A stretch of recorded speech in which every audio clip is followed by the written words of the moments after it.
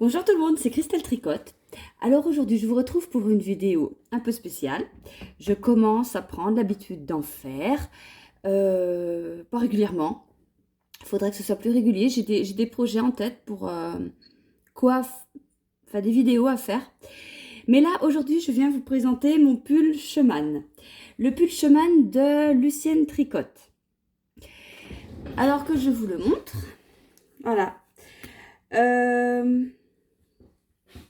Voilà, je vais vous en parler.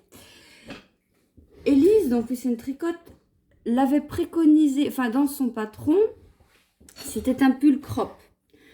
Moi, je me suis dit, non, je vais le faire plus long que prévu. Et j'étais partie pour le faire plus long que prévu, hein. Mais tellement pressée de le finir que je me suis arrêtée là. Et finalement, je regrette pas parce que c'est pas mal. Donc sur ce pantalon, ça tombe juste bien. J'ai un autre pantalon aussi, ça tombe super.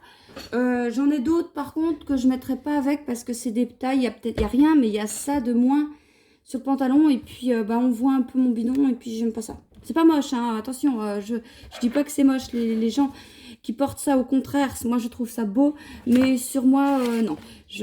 Voilà, je préfère quand c'est juste limite. Si je fais ça, oui, effectivement, mais là, c'est limite, c'est très bien. Alors, je vous montre juste la première page de garde, parce que c'est un patron payant, disponible sur Ravelry. Si je peux vous dire le prix, ce serait pas mal.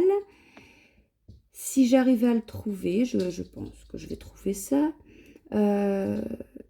Donc alors, voilà, Élise de Lucienne Tricotte, c'est une personne qui est vraiment très gentille, extrêmement gentille, qui est très accessible. C'est vraiment une fille bien. Et voilà, je voulais tricoter quelque chose d'elle, quoi, et c'est chose faite.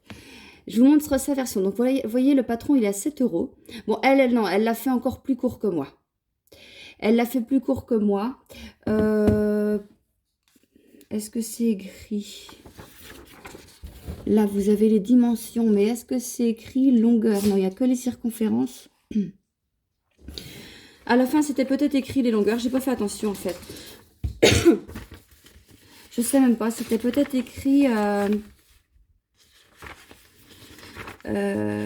devant droit, devant gauche, jonction du corps, manche. Il est super bien écrit. Non, je ne retrouve pas. Bon, de toute façon, il y a plein de pages. Il y a plein de pages. Jusqu'à ce que le corps atteigne 22 cm depuis la jonction du corps pour la version crop, ou moins 5 cm que la longueur désirée. Parce qu'après, il y a les côtes. Alors, 22 cm. Moi, j'ai un machin là. Eh ben non. 20. Ouais, 22.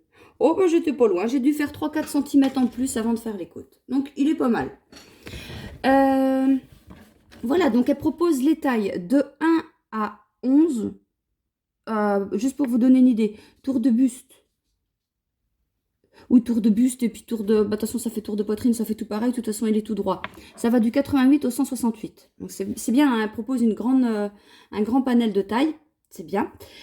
Donc, voilà, qui se présente en... Enfin, voilà, donc ça ressemble quand même à une marinière. Donc, on commence par les bandes en dessous, là. En fait, on fait 2 bandes. Comme ça. Elles sont là. Et après, on vient commencer le dos en relevant, je crois. Non, où on continue à tricoter directement. Là, le dos, donc demi-dos, on fait pareil. Et après, pour la jonction, donc on crée des mailles. On crée des mailles. Et puis, une fois qu'on a fait le dos, après, on fait le devant. Donc, pareil, on reprend. Là, on reprend. Du coup, après, elle nous explique tout un truc pour l'encolure. Et puis, c'est parti. Pour les manches, et là, on relève juste les mailles. Et elle explique vachement bien parce que... Ouais, elle explique relever tant de mailles de là à de là, puis de là à de là. Enfin, tout est bien expliqué. Pareil pour l'encolure, pour relever les bandes, pour relever les mailles, pour faire la bande d'encolure. Elle explique, partez du dos, relevez tant de mailles jusqu'à l'épaule, relevez tant de mailles jusqu'à la pente, je crois qu'elle appelait ça comme ça, la pente du col, là. Après, là, tant de mailles, là, tant de mailles, et après le dos. Et je trouve que c'est clair, parce que des fois, on a des patrons où c'est écrit relever tant de mailles. Et bah, on se plante. On n'arrive jamais au... Enfin, vous, je sais pas, mais moi, j'arrive jamais au bon nombre de mailles. On a tout le temps peur que c'est trop ou pas assez serré. Et du coup, ça va pas. Alors après, donc il fallait... Oui, donc on avait aussi refait des bandes comme ça, qu'il a fallu fixer. Alors, pour les fixer, quand je faisais les vlogs, il y en a beaucoup qui m'ont dit oh, Christelle, je crois que tu as oublié de mettre les bandes quand tu as... Enfin voilà, il fallait les coudre là, tout ça. Je dis bah non, non, je sais que des fois je lis des conneries, mais là j'ai pas lu. Et non, non, non, j'ai bien fait la seule différence. Donc en fait, il fallait bien attacher la bande du dessus, il fallait bien l'attacher, enfin relever les mailles avec, quand on relevait les mailles de la manche. Ce qui fait qu'elle était prise dans le tricot, dans la manche, enfin dans l'épaule. Ça, j'ai fait ça. Pour ici, par contre, il fallait juste... il fallait pas s'en occuper pour relever les mailles du col. Et il fallait faire un point de couture après. Mais moi, la couture, ça me saoule. Sur le tricot, ça me saoule. Donc, j'ai fait pareil que là. J'ai récupéré les mailles là. J'ai relevé des mailles là en même temps que les mailles du pull pour faire tenir ça. Sinon, j'avais quelqu'un qui était venu à la maison, Océane. Je ne sais pas si tu vois, regarder les vlogs. Elle m'avait dit, je l'ai fait en test. Le souci, c'est que mes boutons étaient trop lourds et du coup, je trouve que ils tombaient, c'était pas joli.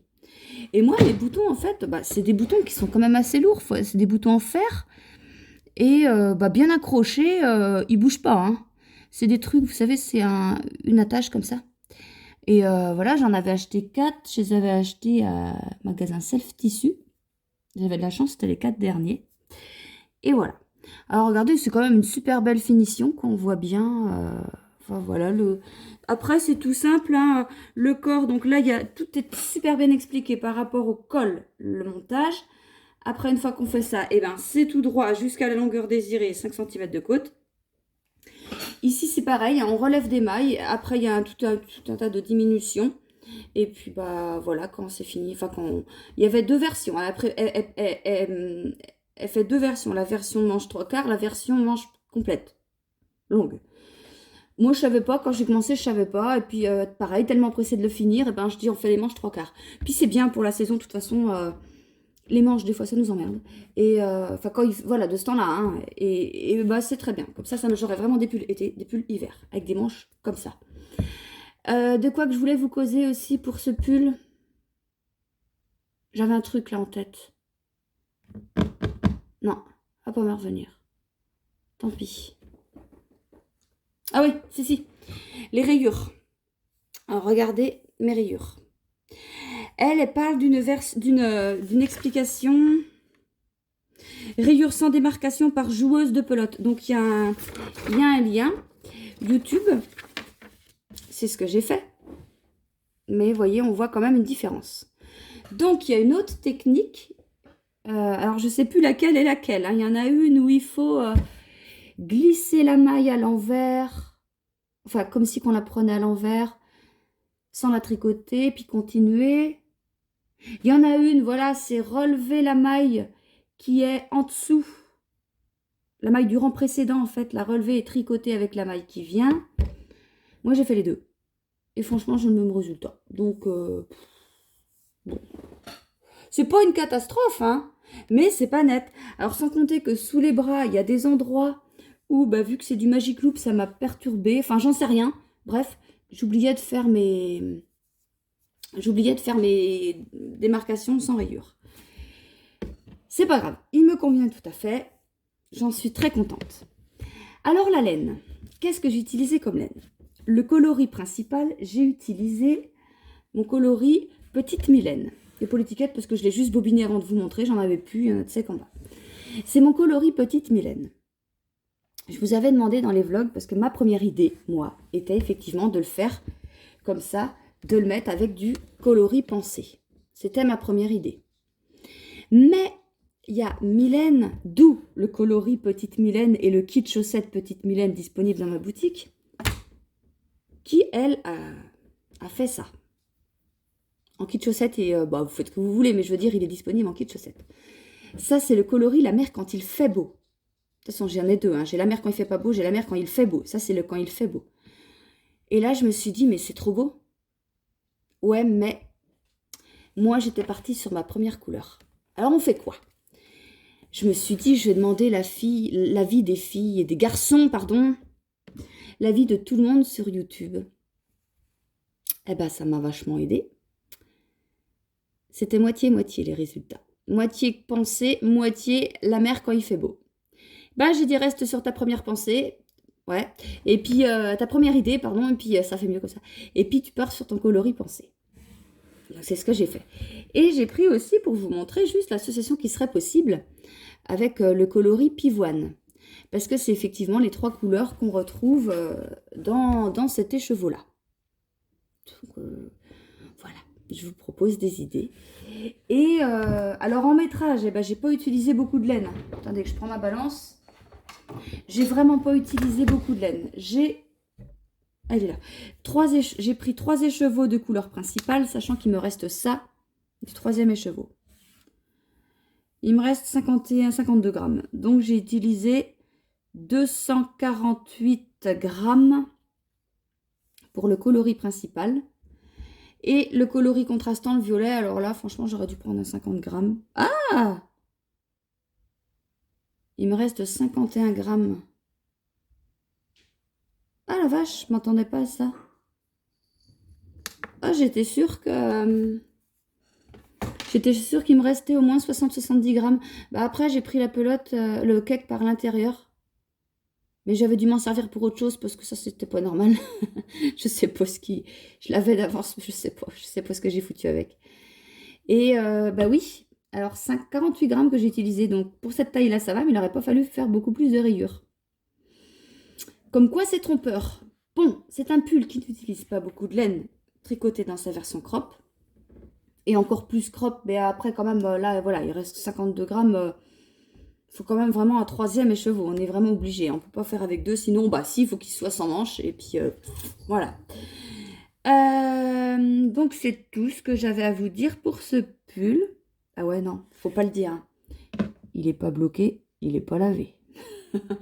Bah, en fait, j'ai fait les photos, je l'ai fini dimanche ou lundi, je sais plus. Enfin bref, dès le lendemain, j'ai pris les photos et il faisait pas chaud, je suis restée avec. Et voilà. Bah ouais, mais il est tellement près du corps et tout que bah, il n'a pas besoin vraiment de blocage. Mais bon, je vais le laver après là et je vais le bloquer quand même. Mais il en a vraiment pas besoin quand on voit ça. Donc voilà ce que ça donne. Voilà, j'en suis super contente de ce pull. Et je remercie énormément Élise, donc Lucienne Tricotte, pour ses super modèles. Elle va bientôt sortir d'ici quelques jours un top. Un top de mémoire, des images comme ça. Il est en col V. Il est, alors, apparemment, hein, on ne doit pas relever de mailles, c'est des manches tombantes. Enfin, comme ça, peut-être. Et il m'a l'air assez, pas trop, mais assez, pas près du corps. Donc, à voir ce que c'est.